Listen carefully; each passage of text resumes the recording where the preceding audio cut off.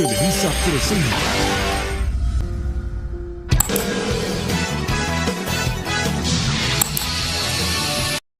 El toque de nuevo para Lucas, llegó golazo.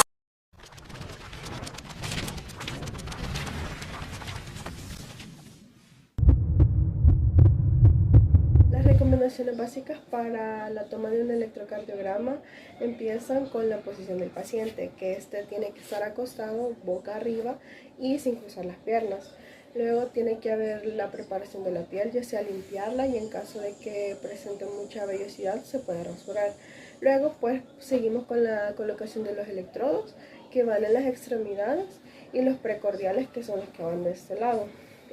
Tiene que evitarse interferencias, ya sea de que el paciente no tiene que hablar y tiene que estar totalmente inmóvil en un ambiente adecuado, y también por último la verificación de que el equipo esté calibrado y funcionando correctamente.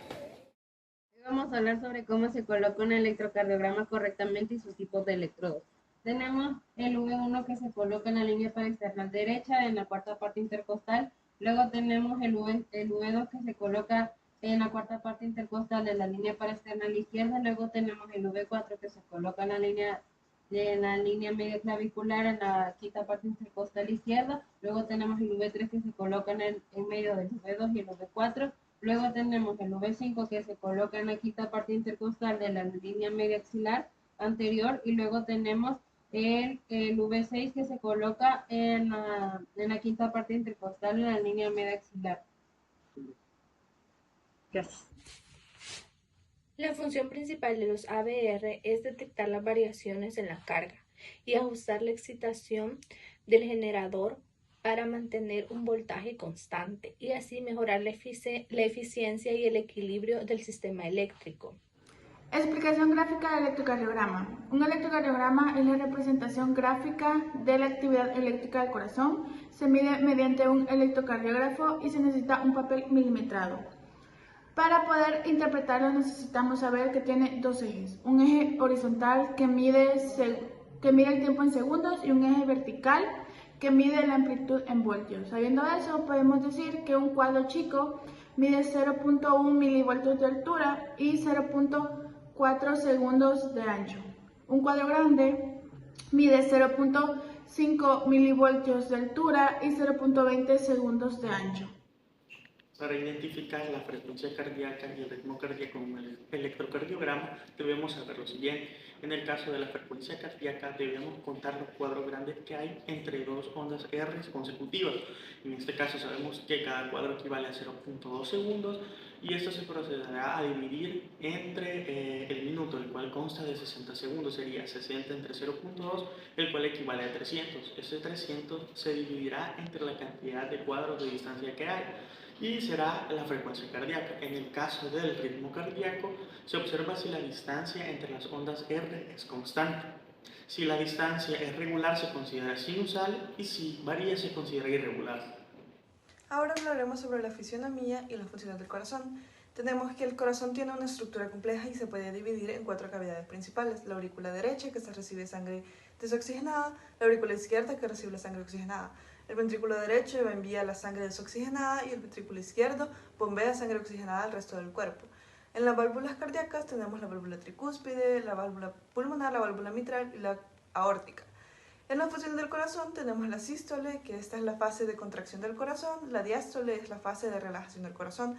También tenemos la función de bombeo, que el corazón actúa como una bomba doble; la irrigación propia, que el corazón se nutre a sí mismo mediante las arterias coronarias; y la regulación eléctrica, el corazón tiene un sistema de conducción eléctrica que va a coordinar las contracciones. Fenómeno eléctrico del corazón se refiere al impulso que controla la contracción del músculo cardíaco.